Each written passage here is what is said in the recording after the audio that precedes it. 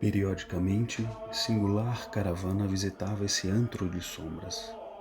Era como a expensão de alguma associação caridosa, assistência protetora de instituição humanitária, cujos abnegados fins não se poderiam pôr em dúvida.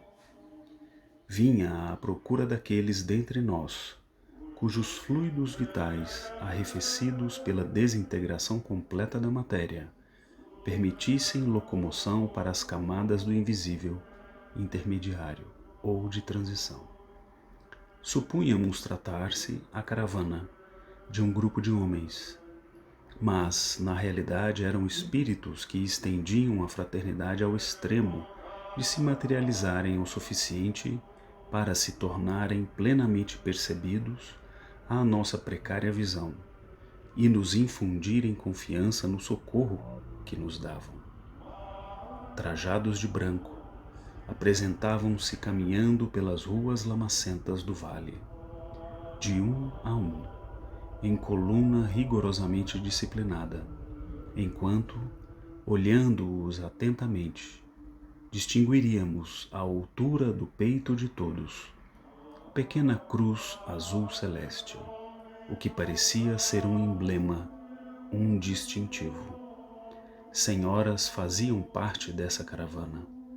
Precedia, porém, a coluna pequeno pelotão de lanceiros, qual batedor de caminhos, ao passo que vários outros milicianos da mesma arma rodeavam os visitadores, como tecendo um cordão de isolamento, o que esclarecia serem estes muito bem guardados contra quaisquer hostilidades que pudessem surgir do exterior.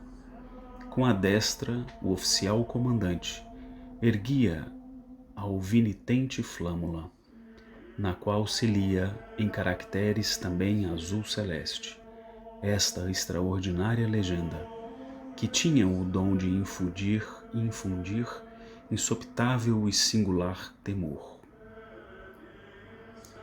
A Legião dos Servos de Maria. Os lanceiros, ostentando escudo e lança, tinham tez bronzeada e trajavam-se com sobriedade, lembrando guerreiros egípcios da antiguidade. E, chefiando a expedição, destacava-se varão respeitável, o qual trazia avental branco e insígnias de médico, a par da cruz já mencionada.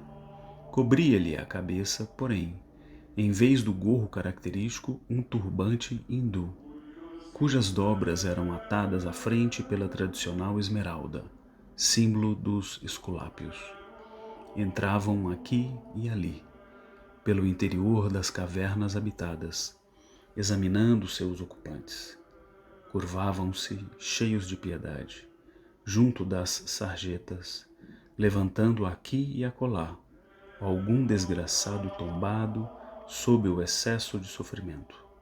Retiravam os que apresentassem condições de poderem ser socorridos e colocavam-nos em macas conduzidas por varões que se diriam serviçais ou aprendizes. Voz grave e dominante, de alguém invisível que falasse pairando no ar, guiava-os no caridoso afã, esclarecendo detalhes ou desfazendo confusões momentaneamente suscitadas.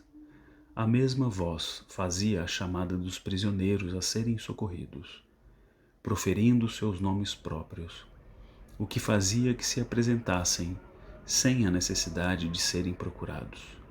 Aqueles que se encontrassem em melhores condições, facilitando de start o serviço dos caravaneiros.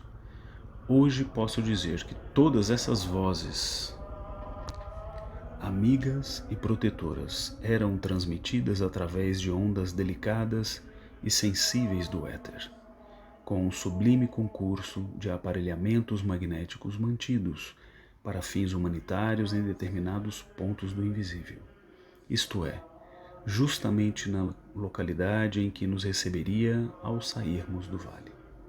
Mas, então, ignorávamos o pormenor e muito confuso nos sentíamos. As macas transportadas cuidadosamente, Eram guardadas pelo cordão de isolamento, já referido, e abrigadas no interior de grandes veículos à afeição de comboios, que acompanhavam a expedição. Esses comboios, no entanto, apresentavam singularidade interessante, digna de relato. Em vez de apresentarem os vagões comuns às estradas de ferro, como os conhecíamos, lembravam, antes, meio de transporte primitivo, pois se compunham de pequenas diligências atadas uma às outras e rodeadas de persianas muito espessas, o que impediria ao passageiro verificar os locais por onde deveria transitar. Brancos, leves, como burilados em matérias específicas habilmente laqueadas.